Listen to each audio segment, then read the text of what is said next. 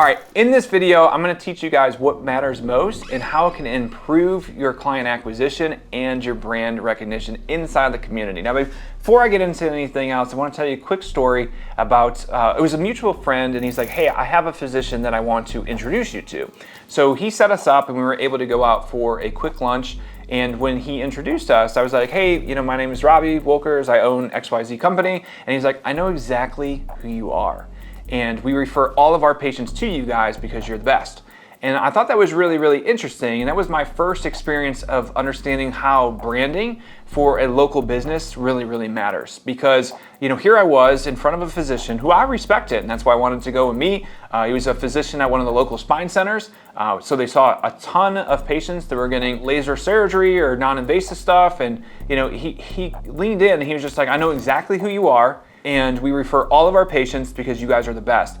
And I remember those words because it really resonated with me, that I was just like, maybe it's not about Facebook or Google ads or website. That stuff matters, but at the same time, what matters most is how your reputation as a company shows up inside the marketplace. And that's where my definition of branding, because I think branding is kind of loose. Is that your logo? Is that your marketing? Is that your content you're putting out? But realistically, branding by definition is just the reputation that you have in the marketplace. And that reputation could either be positive or it can be negative.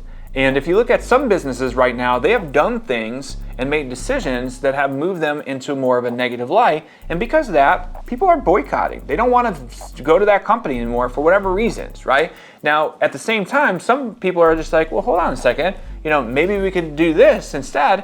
And they start to implement things and people are like, yeah, that's a brand that I could get behind and I don't mind spending my money there. So a lot of times you got to understand that people buy for one reason and one reason only, is because they feel like buying. And when people feel like buying, they vote with where they're going to buy with their pocketbook, right? So that is how they vote, and they decide, there's so many restaurants, there's so many businesses, there's so many shopping centers, there's so many healthcare facilities. It's how are they going to vote with their pocketbook to come and see you? And one of the easiest ways to do that is that we want to make sure that we enhance and improve our branding. And if we take that a little bit step closer or go down and kind of break that down, what branding really is we want to make sure that we actually keep our word and keep our promises. We say that we're going to help you, we actually help people. We want to make sure that we actually have a product.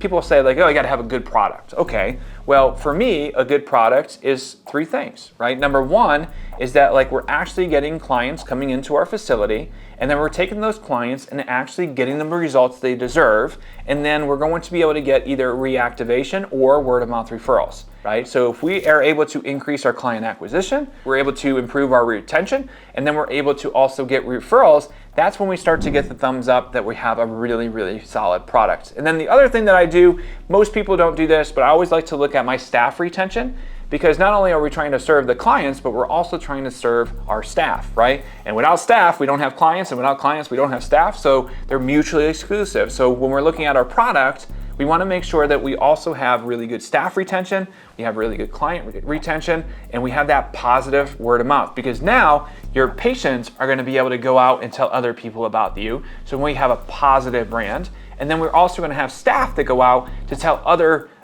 colleagues how awesome we are, and they're going to tell people. So that makes it more people want to work with you. And then when you have more clients and you got more staff and you got more clients and you got more staff, that's when you start to win the game. So the question I have for you guys is, how does your name show up in the marketplace before you even walk through the door? And what are people saying about your company, if at all? Because some of you guys, it's kind of interesting. I could call the CIA, FBI, I could call a personal investigator, and we can't even find you guys online or in the marketplace, even though you have an amazing product. So branding is going to be key and important. How you guys are showing up in the marketplace is going to determine how you guys are winning the game. So if you guys like content like this, go ahead and follow and hit the subscribe button. If you want to learn about how to improve your brand in the marketplace, go ahead and click on the description and click on the link to be able to work with us and our team. And I'll see you guys on the next video.